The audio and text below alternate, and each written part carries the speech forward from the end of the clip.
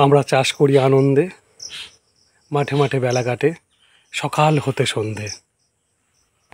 কবিতা লাইনের সাথে সম্পূর্ণ মিল নেই, কেননা আমি সকল সাজে নয়, মাঝে মাঝে দেখাশোনা করি।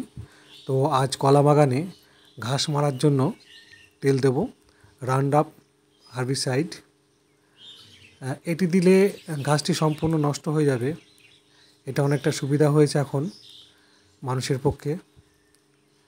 তো এটা আমি প্রতি 10 লিটার জলে 100 ml করে মেশাবো, তারপর এটা স্প্রে করব।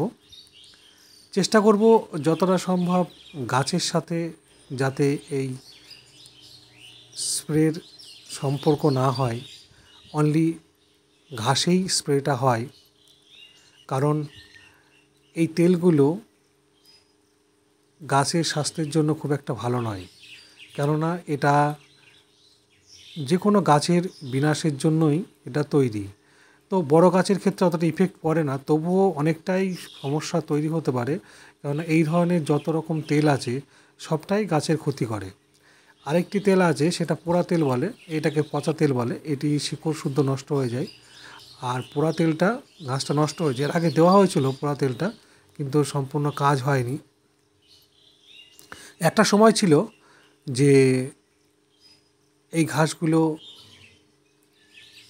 লেবার দিয়ে পরিষ্কার করা হতো, তাতে করে সেটা অনেকটা ব্যয়বহুল ছিল। আর এখন এই তেলের আবিষ্কার হওয়ার পরে এখন আর এই ধরনের কোনো বিস্তীর্ণ জমিতে যেখানে ঘাসটি বেশি এবং বড় গাছ আছে সেখানে স্প্রে করা হয়। এখন অনেকটাই চাষবাস অনেক উন্নত হয়ে গেছে, প্রযুক্তির ব্যবহার হয়ে গেছে। একটা সময় এই যে স্প্রে করার যে মেশিনটা আমরা এক সময় দেখেছি যখন ছোট ছিলাম, হাত দিয়ে টেনে টেনে তবে স্প্রে করতো। তারপর এক সময় দেখেছি যে পাম্প করে হাওয়াটা লোড করে তার উপরে বেস করে স্প্রে করতো। আর এখন এগুলোতে ইলেকট্রিক পাওয়া যায়, এগুলো চার্জিং সিস্টেম আছে। এগুলো একবার চার্জ করে নিলে মোটামুটি অনেকটাই জমি স্প্রে করা যায়। সুইচ সিস্টেম আছে। এখন অনেকটাই সহজ হয়ে গেছে ইলেকট্রিক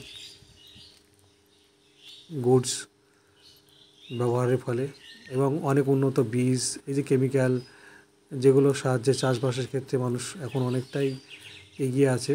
তবে যাই হোক, আমার ভিডিওগুলো ভালো লাগুক কিংবা খারাপ, অবশ্যই একটু কমেন্ট করে জানিও, তাতে করে আমি বুঝবো যে মানুষ আমাকে কতটা ভালোবাসে বা কতটা অপছন্দ করে।